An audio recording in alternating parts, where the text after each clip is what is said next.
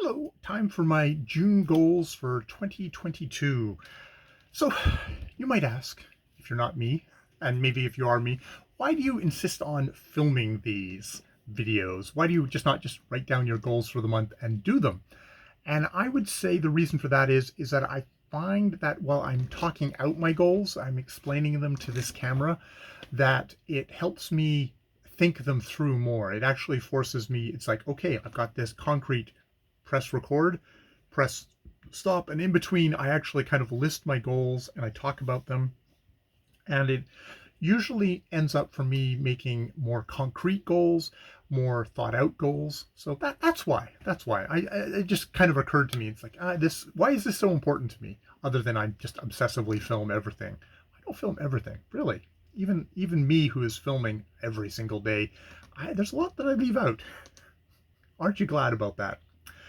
Not that anyone's making you watch these videos. And indeed, you can tell by the numbers, very few people are, which is by design, and also why. Why would anyone want to watch all my 33,700 plus videos at this point? Good Lord. All right, with all that chin wagging out of the way, let's get into the goals. And this will be repetitive for all my goals going forward, but with little variations. Okay, number one, time with Ja, and that is spending time with Ja.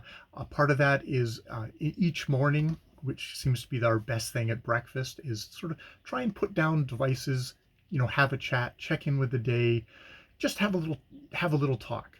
Doing that. Also, on the weekends, going out to the water and having a nice lunch by the water. And the variation on this is we're going to make lunches or make snacks and take them to the water to enjoy it there, whether it's scones or something else. But that would be a lovely way to enjoy a time together by the water, but also not eating junk food in a, oh God, we've structurally incorporated McDonald's or A&W into our lives, which is not a good thing really to do. It's fine for every once in a while, but you don't want that to be like, oh, this is how we communicate as a couple, by eating McDonald's. It's like that's not a great healthy plan. Number two is walking the dogs daily, which, yeah, get up in the morning. Uh, Theo comes out of his kennel. He's a kennel dog, loves to be in his kennel, and would probably roam the house freely. But he's happy. He goes to sleep immediately in his kennel. So bring Theo out of his kennel and go for a walk each day, and that's really nicely. Um, I've got, well, actually no, let's not do things out of order, because I was thinking about what follows after walking the dogs, but I'll get to that. Number three is early to bed, early to rise. Um, yeah, that's just sort of trying to do a thing of like, okay, get home from work, try and sort things out, do my various videos. There's a couple of things that do lengthen my time. I write my journal, but try and kind of get through that stuff. Have a very, very probably brief reading period, and then off to bed, and then get up in the morning. I've got my alarm set for 8, and that usually means I get up by I get out of the bed. I'm out of the bed and up for walking the dogs by 8:30, which is good. Number four is a light snack, which I'm finishing off the bag of chips that I bought. It's like, don't buy chips. Don't have them in the house. And I'll come up with a lighter option for my snack at night. Yeah, yeah. So no chips. Have a drink of water instead of milk. All the sort of stuff to kind of decrease that big calorie intake that I've built into my life at the moment, just as I go to sleep, which is not the place where you want to have big calorie intake, is when you're about to fall into unconsciousness, and then it just all sits there and probably gets converted into fat and all that. So yeah, yeah. So light evening snack. Number five, phone and earbud hygiene. I'm getting better at it, but yeah, it's the idea of leaving the phone, leaving the earbuds in here in the office, and going off to bed, reading, going to sleep. Reading is very easy for me to go, oh, okay, I'm tired, shut the book, go to sleep. Whereas earbuds, things like that, it's a little bit of stimulation that I don't need. It's a part of the whole getting to early to bed thing. A part of that is like, oh, that'll get me off to bed a lot quicker if I'm just reading. Number 6, YouTube watching. Try and do that, my YouTube watching, just on the go.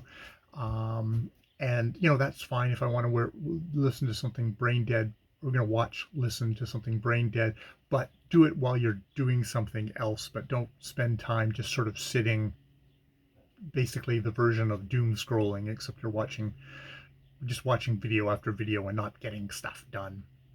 Number 7 is getting to work on time, which is going really well for me, and I just want to kind of continue to emphasize, I'm getting out of the house by 2:25, 2:30, and biking to work with, I'm there at least 5 minutes early, which is good. Number 8 is my daily physio exercises, which I'm really doing well at. I have a little thing on my calendar for that, of a little E, which I just cross out each time I've done my exercises for the day, and I'm very consistent with that, and it's made a big difference for physical health, for the health of my back, as I try and stand up straight and not kind of lean to one side here. Number 9 is publishing 5 videos a month on YouTube. Obviously not on this channel, but on my public channel. Try and keep that going. A fairly steady flow. I'm making lots of videos, but it's that extra push to actually then publish some of those videos, the ones that are more public facing. Like this one is not public facing video, but doing that. Number 10 is doing my daily journal keeping with the cartoon. It's one of these things of like, it's at the end of the night. It can sometimes get pretty rough, pretty choppy about how good of a thing I make. It's not about quality. It's just about that process, about that kind of structure. The other big thing with with my journal is that I actually make a point of trying to list what I'm doing during the day in a little box here. And most times before I go to work, actually probably by the time I'm finished my session here, just doing all my stuff before lunch, I will sit and I'll write that part down. I'll complete as much as I've done for the day. Really, past that point, it's like work.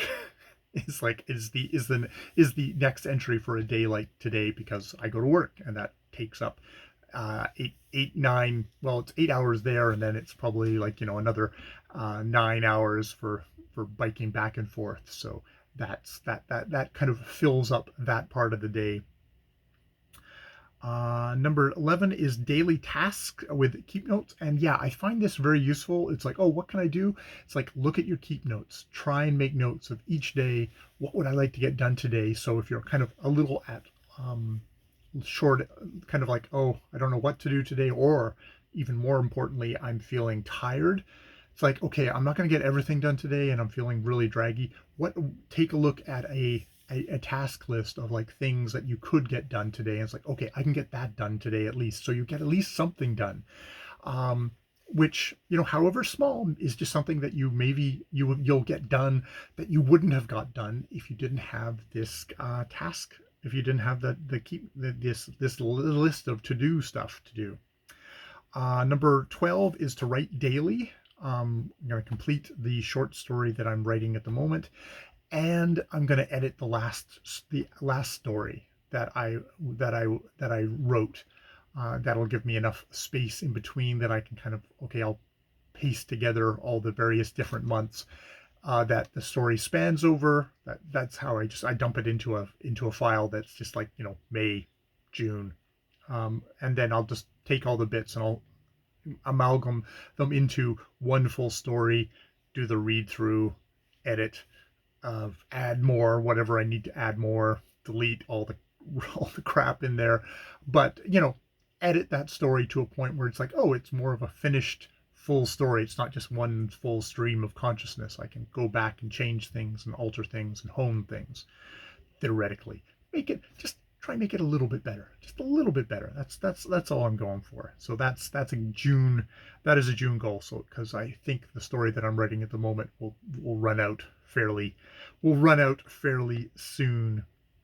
Number 13 is weeding daily. Went out with the dog, so when I get home from a walk, they're kind of running around the backyard doing their final stuff. Do a little bit of weeding then. Later, after I've had breakfast and they've had breakfast, go back out, do a little bit more weeding. Just a continual process of, oh, I happen to be out in the backyard with the dogs during the day, do weeding. At night when I take them out, that's when I do my dark videos, because it's hard to weed in pitch black, so I don't do it then. Number 14 is to mow the lawn weekly, which, yes, I've been keeping up with that. That's been going really well, because if I keep up with it weekly, then it doesn't become something that makes me feel achy. And I've been lucky because all the weekends they've had a dry enough period where I can get out and do it. Keeping the lawn to a certain length actually helps it dry out quicker. But if I had a completely rain out weekend, once it got dry again during the week, I could also get out and theoretically mow the lawn without feeling horribly achy. I probably wouldn't do the weeding that day. I would just mow the lawn that day and it would get done. So that's really good. And finally, the big category, which is kind of breaks down into a whole bunch of things, is vocal improvement, which is vocal improvement and kind of vocal improvement, which is a surprisingly large category of stuff. It is not just my vocal delivery. It is how I organize and try and structure my reviews. And it is also how I think about myself, my habits of thought, a lot of my negative self-criticism, and trying to address that. A lot of what's kind of social anxiety, which for vocal performance online is kind of gets into kind of social media anxiety, but it's social anxiety, and it's a lot of just internalized negative beliefs about myself, of what I think, and a lack of feeling safe. So it makes for a very large category here. So for that, I've got my no ums video weekly, where I report in on how my progress is going. I've got a vocal study video, which I am now changing to every other week, which is probably is focusing more on vocal performance, how I speak, but probably also I can also split that off, I think, into techniques, rhetoric techniques, and how I construct a review, and slowly trying to kind of up my game there, with like periods where I'm really up and other periods where I'm just like, fucking just kind of blah blah blahing it all out and just going, okay, that's good enough, and moving on. I alternate back and forth between exactly how much work I'm going to put into a review. There are definitely people online who will spend a month honing, writing, and producing a review. That's not going to be me, I don't believe. I'm very much I read a book, I want to review it. Which is much more of a quick turnaround, is a lot less produced. I'm definitely more aiming to be a one-take wonder. So, but that involves trying to do a lot of prep work beforehand to come up with a through line, a kernel to my little mini essay on a book. And I think I would try and get more comfortable in the idea of like, okay, this is a big book. You could talk about the whole book for hours and hours and still not get there. What's like one little kernel that I would like to address in a video, and that being a far more doable part of it. And sometimes, and that'll probably be just like whatever really grabs a hold of me. But that's a kind of an idea there. So okay, that's a long thing. The other thing, so I'm going to do vocal study videos, which is vocal improvement, and also all that presentation stuff I just blabbed about. But the next one is a social anxiety study video every other week, which is working on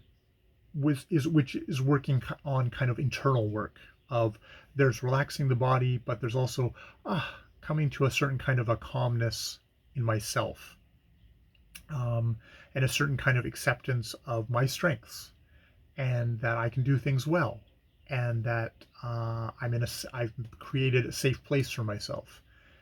Trying to kind of integrate that into how I carry myself in a vocal performance, but also, obviously, this is very much the holistic idea of doing videos, of trying to encompass all of that, and then that will theoretically come out in a video, which is probably the least important byproduct of it. The most important byproduct of it being I will become a more articulate, clearer speaker who is more comfortable with myself. That is the ultimate goal there, which has been an interesting thing that I've stumbled onto for my, I guess what I should call my meta goal for going forward for this year. It's very much about how getting better at this little hobby is sort of a way of attacking,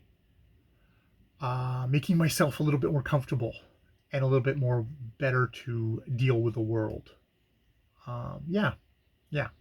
All right, so that is my long ass June goals video, which, as I said at the beginning, that's videotaping myself talking about the listing it out, helps me kind of integrate it, and it helps me think it out more clearly. Like, there's definitely stuff here that I didn't know I was going to say coming into it. So that's always delightful. And probably the addictive part of doing these videos is I just find, talking this stuff out really does help. And having a schedule of, okay, I'm going to continually check in with myself about this stuff, like with the no ums video and the dark videos, is really kind of feels fairly of a healthy way of doing things. It's a very inexpensive talk therapy where I'm just talking to the camera. I'm not talking to anybody else. I'm talking to the camera. I'm talking to myself, and the camera is just the non-judgmental viewer, the mechanical eye that somehow I am pouring my guts out to, and discussing about. I was like, oh, those are some interesting guts there. What do you think about that? It's like, well, okay, I'm shifted into the mumbling stage of my video, which I often do. I'll leave it there. I've been Jay. More videos later.